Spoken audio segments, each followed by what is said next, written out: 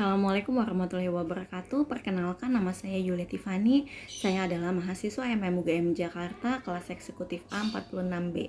Pada kesempatan ini saya akan membawakan presentasi analisa lingkungan eksternal PT Bank Muamalat Indonesia, tugas akhir dari mata kuliah General Business Environment dengan dosen pengampu Bapak Profesor Didi Ahjari. 3 bagian pembahasan saya pada siang hari ini, yaitu yang pertama mengenai profil Bank Muamalat Indonesia, yang kedua faktor lingkungan eksternal pada Bank Muamalat Indonesia, yang ketiga kesimpulan dan saran. Berikut adalah perjalanan Bank Muamalat Indonesia. Bank Muamalat Indonesia berdiri pada tanggal 1 November 1991 yang menandakan berdirinya bank syariah pertama di Indonesia. Pendirian Bank Muamalat ini digagas oleh Majelis Ulama Indonesia, Ikatan Cendekiawan Muslim Indonesia, Pengusaha Muslim Indonesia, dan didukung oleh pemerintahan. Pada tanggal 1 Mei 1992, ini adalah pertama kalinya Bank Muamalat resmi menjalankan kegiatan operasionalnya. Pada tanggal 27 Oktober 1994, Bank Muamalat mendapatkan izin sebagai bank devisa dan terdaftar sebagai perusahaan publik yang tidak listing di BEI. Pada tahun 2003, Bank Muamalat menjadi lembaga perbankan pertama di Indonesia yang mengeluarkan sukuk subordinasi mudharabah. Dan hingga saat ini Bank Muamalat terus beroperasi bersama dengan entitas anak perusahaannya, yaitu ada Alif, Al-Ijarah Indonesia Finance yang memberikan layanan pembiayaan syariah atau leasing. Yang kedua yaitu DPLK Muamalat yang memberikan layanan dana pensiun. Yang ketiga yaitu Baitul Mal Muamalat yang memberikan layanan untuk menyalurkan dana zakat, infak, sedekah. Masuk pada bagian yang kedua, yaitu analisa lingkungan eksternal pada PT Bank Muamalat Indonesia. Faktor eksternal yang pertama yaitu faktor lingkungan ekonomi. Pada chart sebelah kiri itu adalah pertumbuhan ekonomi Indonesia yang diproyeksi pada pertengahan tahun 2019, di mana tahun 2020 diproyeksikan meningkat 0,3% dibandingkan tahun 2019, yaitu menjadi 5,6%. Namun di awal tahun 2020, pemerintah melakukan revisi terhadap proyeksi pertumbuhan ekonomi Indonesia. Ini adalah sebagai impact dari turunnya proyeksi penurunan ekonomi global, di mana perekonomian Indonesia hanya diproyeksi tumbuh menjadi 4,8% atau turun 0,3% dibandingkan tahun 2019. Namun pada posisi Maret 2020, Gubernur BI Bapak Peri Warjio mengeluarkan statement bahwa pertumbuhan ekonomi Indonesia tahun 2020 diproyeksi hanya berkisar 4,2 sampai dengan 4,6%. Implikasi bisnisnya terhadap Bank Muamalat yaitu Bank Muamalat saat ini fokus memasarkan pada produk dengan segmentasi retail atau individu dengan menekankan aspek syariah dari seluruh produk Bank Muamalat. Sedangkan untuk produk korporasi akan difokuskan pada proyek-proyek pemerintah.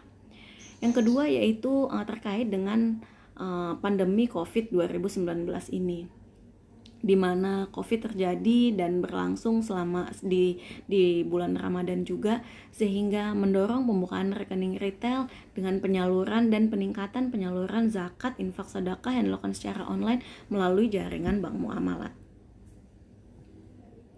Faktor lingkungan yang kedua yaitu lingkungan politik. Lingkungan politik ini dapat dibagi dua, yaitu lingkungan politik internasional dan domestik. Di internasional, ini perang dagang antara US dan Cina ini masih berlangsung. Bahkan di beberapa artikel belakangan ini menyebutkan bahwa mereka akan beneran angkat senjata. Cuman belum ada klarifikasi jelas di antaranya. Dan itu memang dari dulu udah diisukan seperti itu. Dampaknya adalah perang dagang ini menyebabkan kenaikan tarif yang dikenakan oleh Amerika Serikat terhadap produk Cina, yang menyebabkan banyak produsen Cina mencari pasar baru untuk mereka masuki, dan salah satunya adalah Indonesia. Sedangkan untuk dari domestik, untuk lingkungan politik relatif lebih stabil. Implikasi bisnisnya yaitu yang pertama, dengan masuknya produk China ke Indonesia yang semakin meningkat akan berdampak pada produsen lokal yang sulit bersaing untuk itu, sehingga Bank Muamalat akan mempersiapkan skema pembiayaan atau penyelamatan pembiayaan yang sesuai dengan kebutuhan nasabah, khusus kepada nasabah-nasabah yang terkena dampak dari kalah saingnya perusahaan lokal kita dibandingkan dengan produk China. Yang kedua yaitu Bank Muamalat terus mencari peluang pada industri lain yang menarik untuk tahun 2020 ini. Faktor eksternal yang ketiga yaitu lingkungan pemerintah. Lingkungan pemerintah ini saya di sini khusus untuk mengangkat masalah pandemi COVID yang sejak awal tahun hingga saat ini terjadi di Indonesia, di mana pemerintah mengeluarkan yang pertama Perpu nomor 1 tahun 2020 tentang kebijakan keuangan negara dan stabilitas sistem keuangan untuk penanganan pandemi coronavirus. Yang kedua yaitu reaksi lanjutan dari Perpu nomor 1 tahun 2020, POJK telah merilis 5 ketentuan baru terkait lembaga keuangan dalam rangka penanganan pandemi COVID.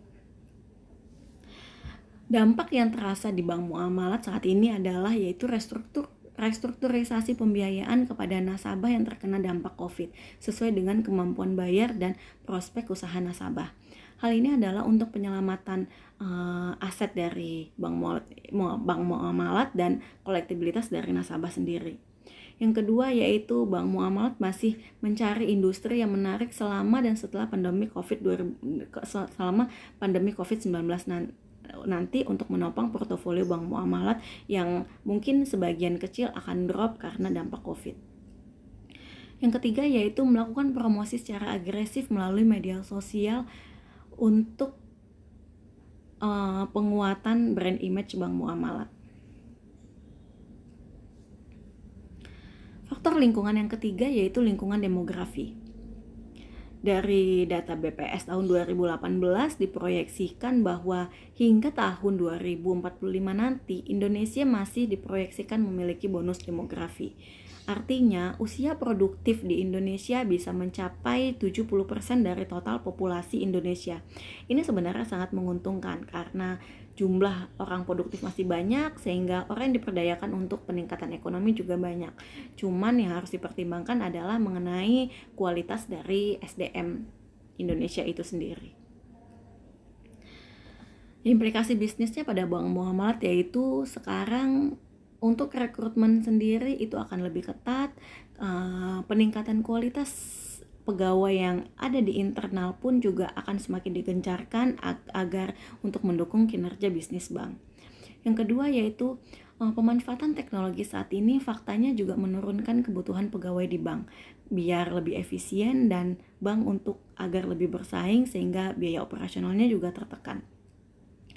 Sehingga jumlah SDM diperlukan mungkin tidak terlalu banyak namun dengan kualitas yang cukup tinggi.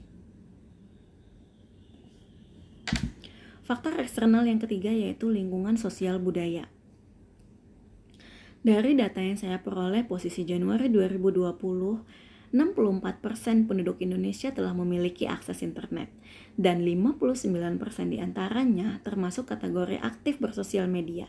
Jenis sosial media ini masih sangat cukup besar. Di antaranya yaitu WhatsApp, apalagi TikTok, Instagram, atau YouTube. Masih banyak sosial media yang dikuasai oleh masyarakat Indonesia. Implikasi bisnisnya terhadap kondisi tersebut adalah satu, Bank Muamalat akan meningkatkan iklan melalui media sosialnya karena biar jangkauannya lebih luas dan itu bisa diakses oleh masyarakat kapanpun dan dimanapun. Yang kedua yaitu meningkatkan fitur internet banking dan cash management agar lebih mudah digunakan oleh nasabah. Karena generasi sekarang adalah generasi gadget dan generasi yang sangat fleksibel sekali sehingga mereka juga menuntut akan kemudahan dari suatu transaksi dan internet banking dan cash management Bank Muamalat harus support itu. Yang ketiga yaitu bekerja sama dengan e-commerce. Sedikit banyaknya pengaruh dari internet itu sendiri adalah kepada pola hidup atau perilaku dan gaya hidup dari masyarakat itu sendiri. Saat ini masyarakat lebih cenderung berbelanja online dibandingkan datang ke toko langsung sehingga internet banking atau fasilitas perbankan, fasilitas Bank Muamalat juga harus support itu sehingga masyarakat juga akan lebih enak menggunakan untuk bertransaksi dengan menggunakan jaringan Bank Muamalat. Yang ketujuh yaitu faktor lingkungan alam. Beberapa aturan pemerintah yang terkait dengan lingkungan alam diantaranya yaitu Undang-Undang Nomor 32 Tahun 2009 tentang Perlindungan dan Pengelolaan Lingkungan Hidup. Yang kedua yaitu Permen Lingkungan Hidup Nomor 5 Tahun 2012 tentang jenis rencana usaha dan atau kegiatan yang wajib memiliki AMDAL. Yang ketiga yaitu Peraturan OJK Nomor 51 Tahun 2017 tentang penerapan keuangan berkelanjutan bagi lembaga jasa keuangan emiten dan perusahaan publik. Implikasi pentingnya di sini adalah pemilihan debitur yang berorientasi pada pembangunan lingkungan berkelanjutan dan mensyaratkan dokumen perizinan usaha untuk lingkungan seperti AMDAL, UKL, dan UPL untuk setiap permohonan pendanaan nasabah. Dan ketentuan-ketentuan terkait lingkungan hidup, lingkungan alam ini juga wajib diterapkan sendiri dalam bank muamalat ketika pendirian kantor cabang baru, pembukaan kantor cabang baru yang juga tidak boleh melanggar dari ketentuan yang berkaitan dengan lingkungan alam. Yang terakhir yaitu faktor lingkungan hukum. Payung hukum industri perbankan sendiri adalah Undang-Undang Republik Indonesia Nomor 10 Tahun 1998 tentang perbankan. Namun kenyataannya aspek hukum yang akan berkaitan dengan bank itu sendiri adalah berkaitan dengan semua hukum tergantung pada transaksi yang terlibat.